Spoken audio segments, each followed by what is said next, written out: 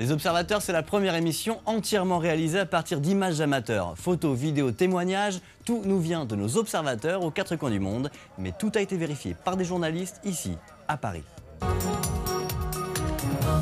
Certains jeunes ne veulent plus du président Abdoulaye Wade à la tête du Sénégal.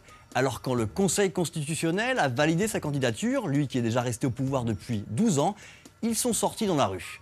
Et notre observateur est allé à leur rencontre avec sa petite caméra. Les étudiants n'ont pas peur des matraques, le récit de notre observateur Mandiaye Badji. C'était violent quand les gens ont su que le Conseil constitutionnel a validé la candidature de Maître Abdoulaye Wade. Il y a une voiture des forces de l'ordre. Ils ont dit que c'est une voiture des forces de l'ordre, les témoins, ceux qui étaient là, qui a heurté le jeune Mamadou, qui a perdu finalement la vie. Ça a révolté carrément les gens, surtout le lendemain. Les étudiants étaient carrément révoltés et ils se sont affrontés pendant des heures avec les forces de l'ordre.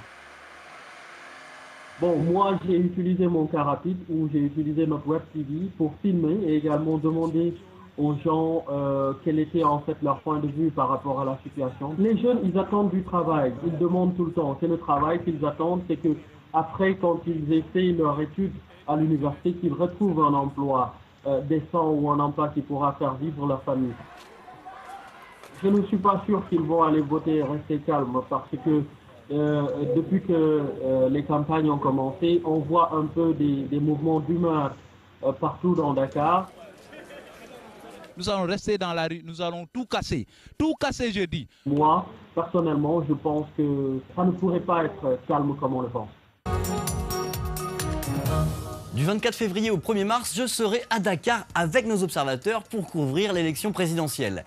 Pour nous contacter et participer à ce projet, une adresse mail senegal@france24.com.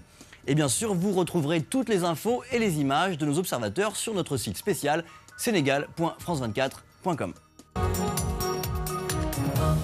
À l'évidence, la prison est une punition et on ne s'attend donc pas à ce que les détenus dorment dans des lits douillés avec le petit déjeuner servi au lit.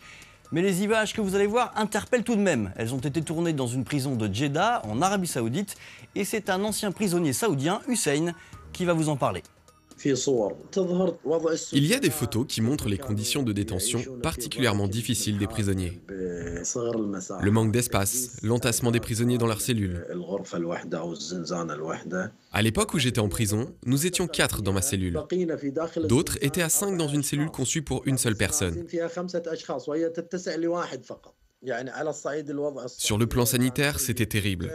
Notre vie quotidienne était terrible. Notre nourriture était terrible. La façon dont on nous traitait était terrible. En prison, les conditions étaient vraiment difficiles. Les prisonniers n'étaient pas traités comme des êtres humains. On passe maintenant à notre best-of de la semaine, les meilleures images amateurs repérées ou envoyées par nos observateurs. On part d'abord pour la ville de Hama, au nord de la Syrie, où la semaine dernière, les murs se sont couverts de sang. Il s'agit heureusement de faux sang, c'est de la peinture rouge qui a été versée sur les murs et dans la rue par les habitants de cette ville. C'est leur façon de commémorer un terrible massacre perpétré il y a 30 ans sous les ordres d'Hafez el-Assad, le père de l'actuel président.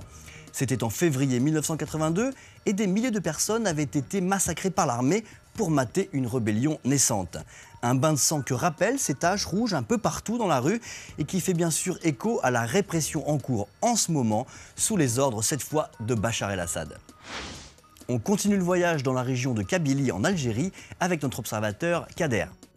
Kader nous a envoyé des photos de sa ville sous la neige et il nous raconte que le principal problème des habitants, c'est le chauffage. Car chez lui, tout le monde se chauffe au gaz butane et il faut maintenant faire de longues queues dans le froid pour en acheter. De même que pour se procurer d'ailleurs les produits de première nécessité. Vous le voyez, la région est paralysée par la neige, alors on souhaite bon courage et surtout des températures plus clémentes aux habitants de Kabylie. On finit le voyage à la frontière entre le Mexique et les États-Unis. Une frontière sur laquelle l'ancien président George Bush a fait construire un mur immense pour empêcher les immigrés clandestins et surtout les contrebandiers de s'introduire sur le sol américain. Mais il faut croire qu'aucun mur, aussi grand soit-il, ne peut empêcher les trafics. Et il faut reconnaître que les passeurs redoublent d'imagination. Ici, ce sont probablement des trafiquants de drogue. Et c'est avec un cri que vous le voyez qu'ils soulèvent la barrière séparant les deux pays.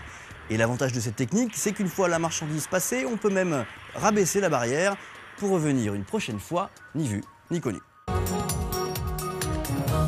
Voilà, c'est fini pour cette semaine, mais il existe de nombreux moyens de continuer à nous suivre et à nous proposer des histoires. Alors je vous attends bien sûr sur notre site, sur notre page Facebook, notre compte Twitter et au travers de notre application iPhone. Alors je vous dis à tout de suite.